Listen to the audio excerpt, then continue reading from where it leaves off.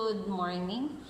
So as I promised, nandito tayo ngayon. We're back to discuss the module 25 of our Earth and Life Science, which is the different benefits of genetically modified organisms or the GMO. Okay. Actually, this is not my original video. Na-delete ko. I'm so sorry yung una. Kaya medyo yung other half nitong video, iba yung aking attire. Iba din ngayon. Dito ako ngayon sa school. So, hi. Hello. Hi sa inyo. Okay. So, ano nga ba ang genetically modified organism? So, pag sinabi natin genetically modified organism, which are also called as transgenic organism, these were genes that are transferred from one organism to another. Okay? Again ha, yung genes transferred, for example, sa dog natin. The organism is the dog. So, from one organism, for example, si Labrador, yung organism niya, i-transfer natin kay Chihuahua or Bulldog, whatsoever. Okay? Yung ganon, that is the GMO. Inilalagay natin sa iba para ma-modify, okay? Para ma-modify yung kanyang ma-modify yung organism, yung genes ng organism na yon, okay? So meron tayong iba't ibang benefits. More on ito actually ginamit or nagawa sa ating mga plants. Meron tayong tinatawag na GM plants or the genetically modified plants, which are created as a resistance to harmful agents, enhance product yield, and shown increased adaptability for better survival. Okay, so ginawa ito to make a resistance daw to harmful agents. So yung mga nakakasama, halimbawa sa halaman, pag yung iba, pag in-sprayan ng mga pesticides or insecticides, or kung ano man na pwedeng i-spray, so nasisira agad, okay? Or nabubulok or namamatay, worst. So, ito, ginawa to create a resistance to that harmful agents. Next is to enhance the product yield, okay? So, para mas dumami yung ani, mas lumago yung ating halamanan. Okay? Next is to show the increase in adaptability for better survival. So, in-invento rin ito or to enhance yung ability ng plants, okay, na makasurvive dun sa, for example, panahon, dun sa lugar, okay? So, ine-enhance siya para mabuhay kahit saan siya ilagay, okay? So, the planting GMO or the planting genetically modified organism and its commercial use improves the farming methods efficiently and effectively. So, hindi lang siya basta efficient, effective din siya. So, ano ba yung difference ng dalawa? Efficient kasi nakakatulong siya, okay, natutulungan. Effective dahil gumagana, okay? Efficient dahil yung purpose niya, which is to resist to a harmful agents, enhance yung product yield, tsaka yung adaptability to survival, okay? Naging efficient, gumana, okay? Tapos, efficient kasi nagawa yung purpose. Effective kasi gumana yung mga reasons na yon, okay? Yung mga purposes nila. So, dito sa ating module, we have discussed here, or it was written here, the different list of the genetically modified organisms or yung mga plants natin and their purposes and the descriptions kung ano ba yung mga yon. So, meron tayong iba't ibang purposes. The first one here is the herbicide tolerance. Okay, so yung pagto-tolerate dun sa herbicide niya. Next natin is insect resistance. So, ito yung para hindi siya i-modify itong plant na ito para maging resistant siya dun sa insect. So, hindi siya masyadong maapektuhan kahit siya ay dumami yung mga pumupunta sa kanyang mga insekto. Okay? Kahit mga bubuyog. So, resist siya dun sa insects na yon, mga ganon. Next is to altered the fatty acid composition, okay? Para daw mabago ng ating third plant yung ating fatty acid composition sa katawan. Next, yung fourth plant natin is to make a virus resistant. So, para maging magkaroon tayo ng resistance naman sa virus. Or yung mismong halaman na yun, magkaroon ng resistance dun sa virus. Kasi nagkakaroon din ng virus ang ating mga halaman. Next is the the fifth plant is to make a vitamin enrichment. So, para magkaroon ng enrichment sa vitamins or as vitamins, vitamin enrichment. Next is the tobacco. Or the sixth plant natin is the purpose of it is to make a vaccine. So, yung Hep B vaccine natin. And the last one is to make an oral vaccine para maipakain doon sa mga manok. Okay? Oral vaccine. Ito yung mga, di ba, kaya nagkaroon ng patuka. Okay, di ba yun? So, paano nga ba na-invento ng mga ito? The first plant natin is the soybean, which came from the plant legume. Okay? So, ano nga ba yung meron sa soybean? Si soybean, nagpo-produce siya ng soy milk from which tofu and tofu skin are made. Okay, so ano nga ba yung mga tofu? So, ito yung mga tokwa. Sa Tagalog, yung kinakain, sinasawsaw. Okay, ito siya, yung picture na to. Okay. So, siya yung masarap isawsaw sa toyo na may, calamansi and kulay green. Hindi ko alam ang tawag. Yung kulay green. Basta yon. Yung paborito ng karamihan. Hindi ko kasi masyadong favorite. I'm so sorry.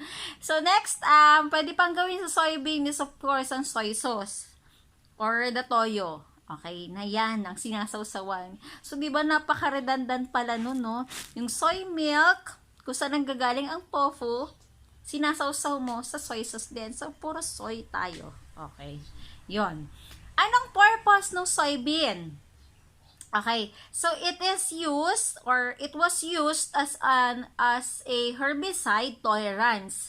So ano yung description? Paano ginawa or paano minodified itong ating soybean? So from glyphosate herbicide, tolerance conferred by expression of a glyphosate tolerant form of the plant enzyme 5-EPSPS, isolated from the soil bacterium, Agrobacterium tumefaciens,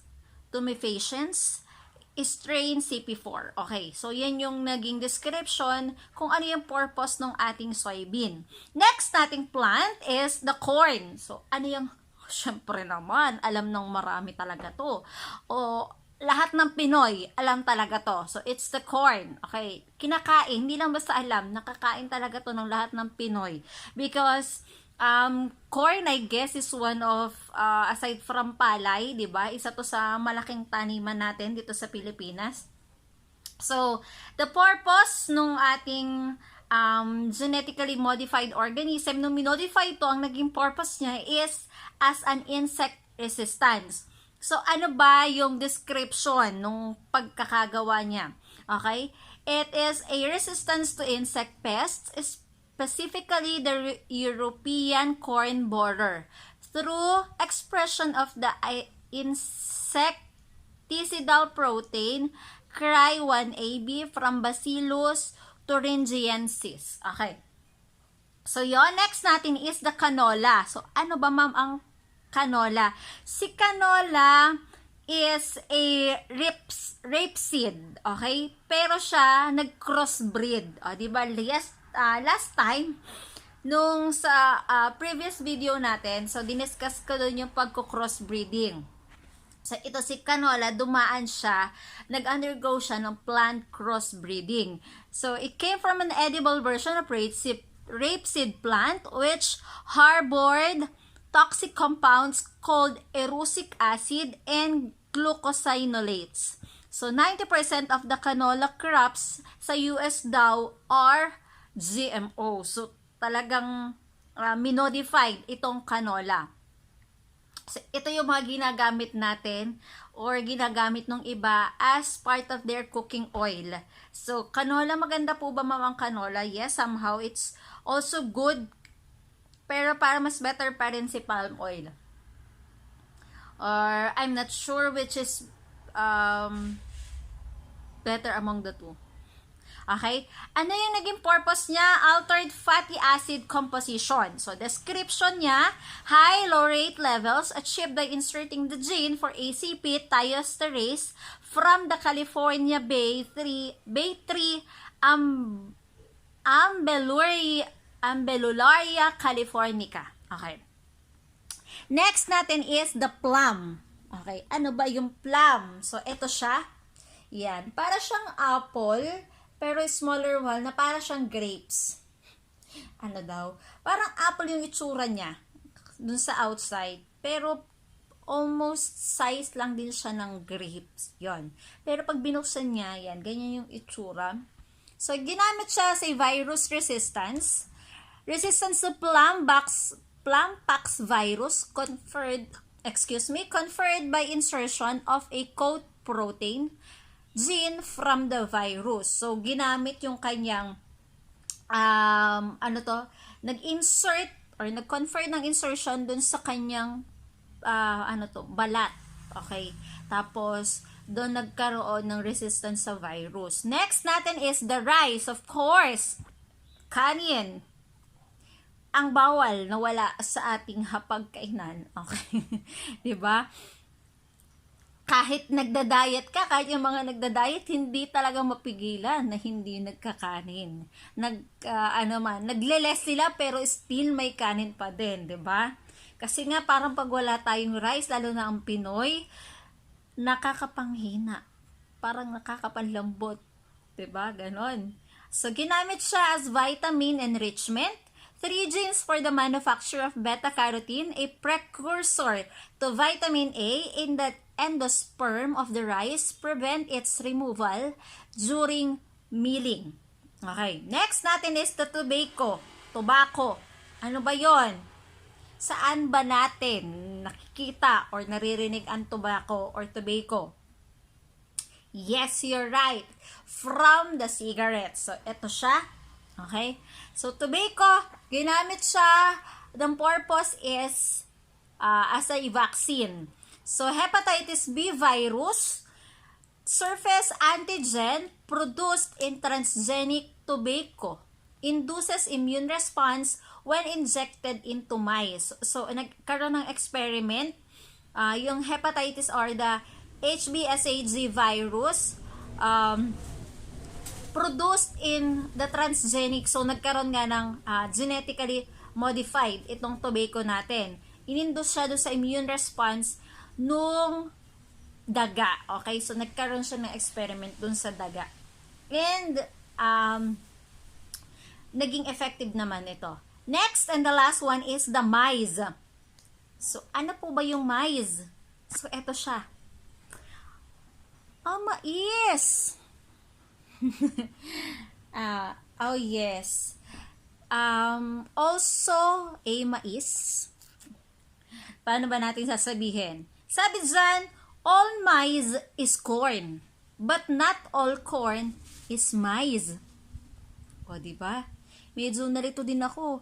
Sabi ko, ano pa difference ka ng dalawa? Diba sa atin kasi mais at saka corn. English, Tagalog lang. Yung pala, may isa pa. Yung maize, dun siguro kinuha yung Tagalog version na mais. So, yung maize, ano siya? Ang difference pala nun, pag maize, so ito ha, as you can read, so this picture shows the difference between the two, corn and the maize. So, si corn, yan, nasa, what do you call this? Kanan? Kaliwa nyo yung isa. Okay, kaliwa si maize, tapos nasa kanan naman si corn. So, mababasa niya dyan ang difference ng dalawa, na, pag si maize daw, yung nasa ito yung bumubunga. Ito yung nasa field na kasalukuyan pang nasa taniman. While the corn is the one daw we have in the plate o yung nakahain or napitas na. Okay, yun daw yung difference ng dalawa. So, yun, ano lang, trivia lang. lately ko lang din siya nalaman. So, thankful din, di ba? Napakahalaga ng Google kasi nakakapag-research. Oh, ganun pala yun, ma'am. Yes, oo, namangha din ako. Na-amaze din ako nung una. Okay, na-amaze din ako nung una. Oh, di ba? So, its purpose is to have an oral vaccine. The fusion protein from Newcastle disease virus or the NDV expressed in corn seeds induces an immune response when fed to chicken. So, ito naman yung pagpapakain naman daw sa manok. Okay? So, yun yung naging experiment niya. Okay? So, itong mga different plants na ito, sila yung mga nagamit na genetically modified organisms. So, sila yung mga nagkaroon ng ibang purpose sa buhay. Okay, yon. Kasi, akala lang natin, di ba, mga basta lang sila na, sige, kakainin, itatanim, kakainin. Pero hindi. Meron pala silang ibang purpose. Ayun. Kaya ikaw, baka kailangan mo na rin mag-genetically modified, pero hindi para ilipat ang gene sa kabila, papunta sa kabila, okay? Kundi i-modified mo yung sarili mo para malaman mo ang purpose mo. Kasi baka may iba kang purpose, di ba? Na ano lang tayo ng ganito ang ginagawa natin, ganito ganyan, paulit-ulit. Pero baka kasi may iba kang purpose, hindi mo pa lang siya na-discover, di ba? You have your own purpose here on earth. We all have our own and different purposes, okay? So, all of us are important. Okay, yan lagi niyong tatandaan. Mahalaga tayong lahat kasi may kanya-kanya tayong purpose. Some just discover their purposes late lang ng part ng kanilang buhay. Okay, some discovered it earlier than the others. Okay, but we are all different and uniquely created by God. Okay, yun. So, next natin, sa ating activity 3, makikita dyan kung ano yung mga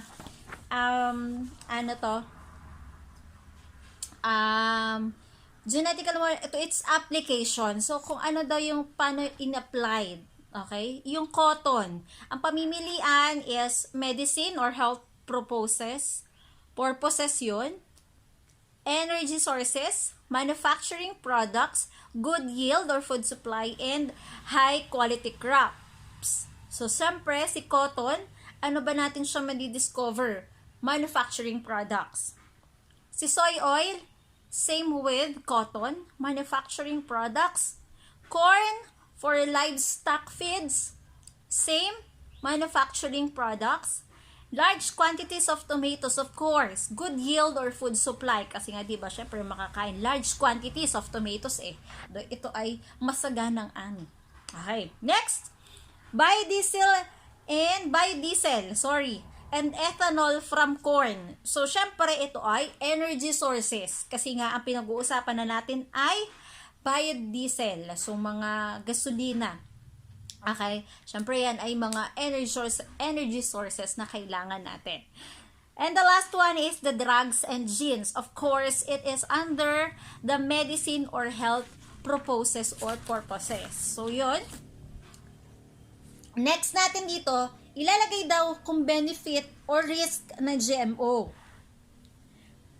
So, yung crops like potato, tomato, soybean, and rice are currently being genetically engineered to obtain new strains with better nutritional qualities and increased yield. Siyempre, pinapabunga daw ng mga potato, tomato, soybean, and rice yung ating pang-aani. So, siyempre, it is a benefit.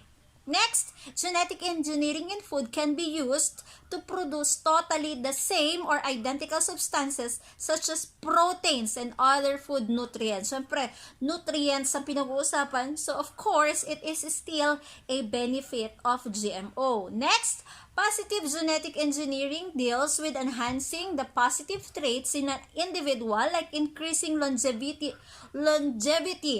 or human capacity, while negative genetic engineering deals with the suppression of negative traits in human beings like certain genetic diseases. So, kinompare and contrast dyan yung difference ng positive genetic engineering and the negative genetic engineering. So, makikita mo yung benefits ng positive and nung negative. So, obviously, the answer also will be the benefit, letter or the B.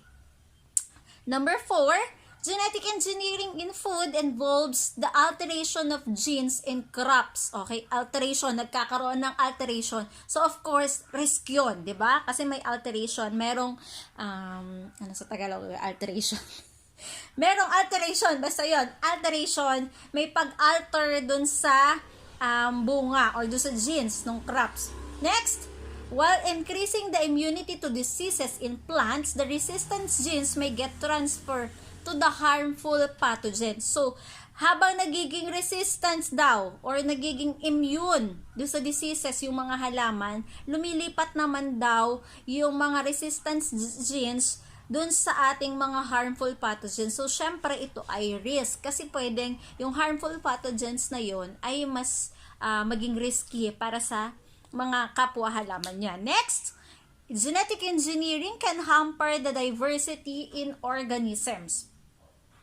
So, syempre, ito ay risk pa din kasi mahahamper daw yung diversity, yung paglawak ng organism. Or mauudlot yung paglawak. Syempre, it's a risk. The last one, the genetic modification of foods can be used to increase their medicinal value, thus making edible vaccines available. So, syempre, ito ay benefit. Kasi, di ba, nagkaroon ng increase sa medicinal value.